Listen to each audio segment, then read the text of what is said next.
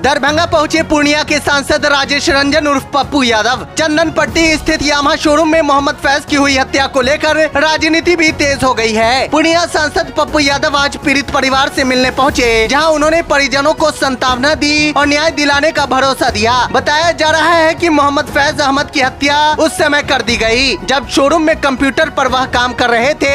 इसी दौरान बदमाश ने ताबड़तोड़ रॉड से हमला कर दिया। उसके बाद कैंची से गोद कर मार डाला। वहीं सूचना मिलने पर इलाके में अफरा तफरी मच गई। इसी कड़ी में आज सांसद पप्पू यादव पीड़ित परिवार के घर पहुंचे। उन्होंने परिवार के सदस्यों से मुलाकात कर घटना की जानकारी ली और उन्होंने कहा कि दोषियों पर सख्त कानूनी कार्रवाई होनी चाहिए। इस दौरान पप्पू यादव ने बिहार में लगातार बढ़ रही आपराधिक घटनाओं को लेकर राज्य सरकार पर भी जमकर निशाना साधा। उन्होंने कहा कि बिहार में कानून व्यवस्था पूरी तरह से बिगड़ चुकी है और आम लोग खुद को सुरक्षित महसूस नहीं कर रहे हैं। उन्होंने सरकार से अपराध पर लगाम लगाने की मांग की है।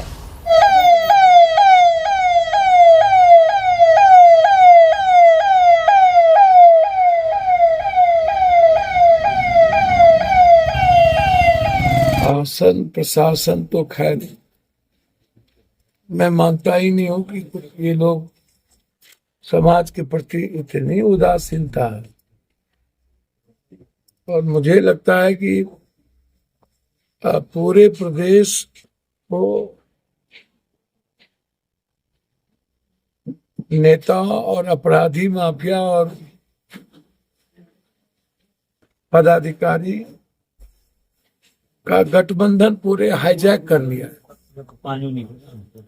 अभी हम आ रहे हैं एक चौधरी परिवार से, जहां हत्या कर दी गई मुजफ्फरपुर में, और ऑर्गेनिक की खेती करता था, सीधा सीने में मार दिया।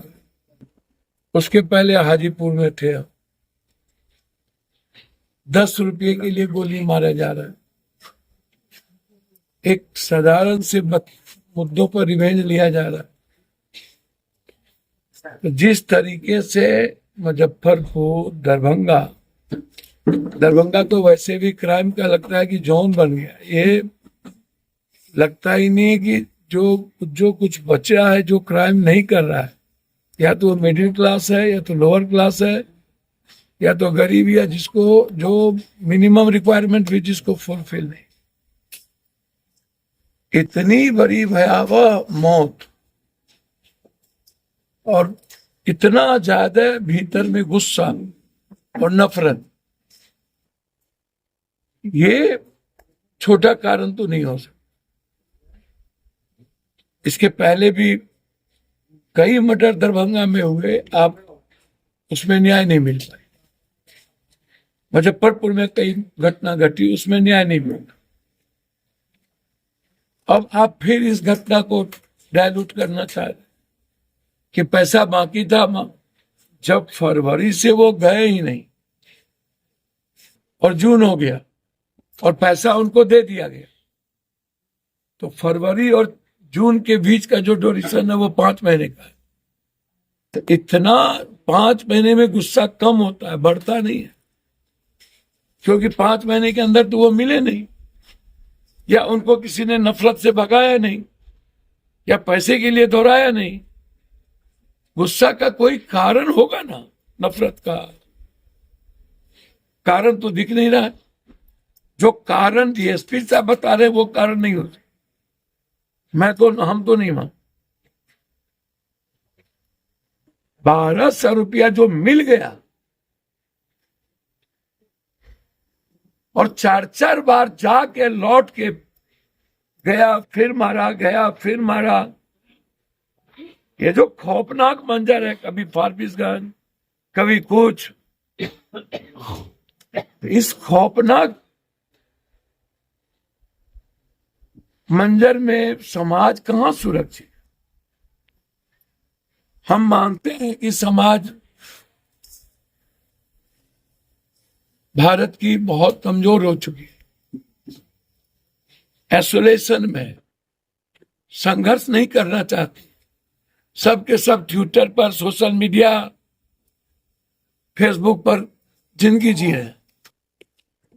वैसे ही भारत कोलैप्स हो रहा। अभी बड़ी रैली थी मेरी पटना में, नक्ता दे रहा, कुछ बचा ही नहीं है भाई।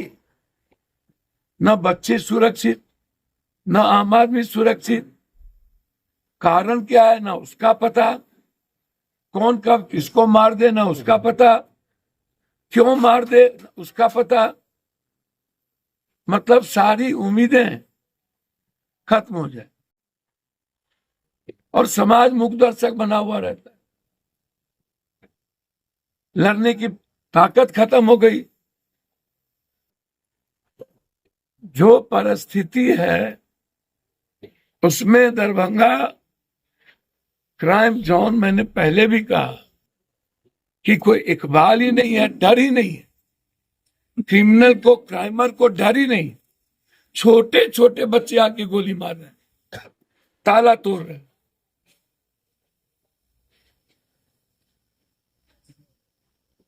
रेयर एंड रेयरेस्ट घटना है ये। फारबिसगंज के बाद ऐसी घटना बिना किसी दुश्मनी के, बिना किसी कारण के, आखिर इतनी नफरत उसके भीतर लाया कौन, किसने भरा? तो इसकी पूरी जांच एसआईटी से हो। मैंने एसपी साहब से भी आग्रह किया कि आप इसकी पूरी जांच एसआईटी से करें। हम भी कल चिट्ठी लिखेंगे सीनियर पदाधिकारी को भी और मुख्यमंत्री को भी। होना तो कुछ नहीं, लेकिन प्रयास जरूर करेंगे। इस परिवार को से ज्यादा दर्द हम लोग को और पूरे देश और समाज के लोगों की कि ऐसी भी घटना हो सकती है।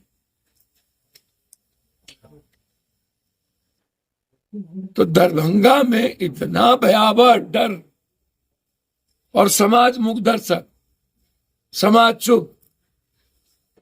मुजफ्फरपुर वैसे ही क्रिमिनल माफिया लगातार, हम तो 3-3 महीना मुजफ्फरपुर रहे। अभी भी अस्पताल में मौत में हम आए थे।